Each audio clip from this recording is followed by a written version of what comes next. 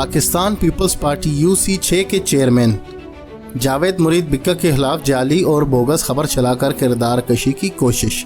तफसीलात के मुताबिक पाकिस्तान पीपल्स पार्टी की भारी अक्सरियत से जीतने वाले पाकिस्तान पीपल्स पार्टी UC6 के चेयरमैन और head of Nazimabad town Karachi जनाब जावेद मुरीद बिक्का के खिलाफ जाली और बोगस खबर चलाकर किरदार कशी की कोशिश मुखालिफिन की साजिश नज़र आती है।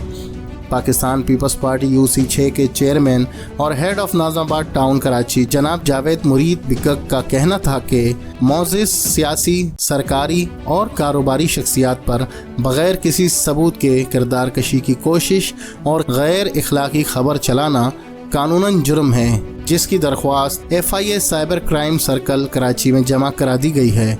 बहुत जल्द हाई कोर्ट में फेक और बोगस खबर चलाने वाले के खिलाफ पटिशन दायर कर दी जाएगी। गैर इखलाकी फेक बोगस खबर चलाकर किसी शख्स की किरदार कशी करना और माली तौर पर नुकसान पहुंचाना बहुत अफसोसनाक अमल है। Businessman Hamid Bikka, construction and real estate. Ali Hasan Khero, People's Party police committee के चेयरमैन और health department government employ. Khalid Baloch, education department government employ and real estate और जिमी रियल एस्टेट के काम से मुंसलिक हैं। इन सब का कहना था कि हमारे खिलाफ जाली खबरें चलाकर हमारी इज्जत को मजरूह किया गया है।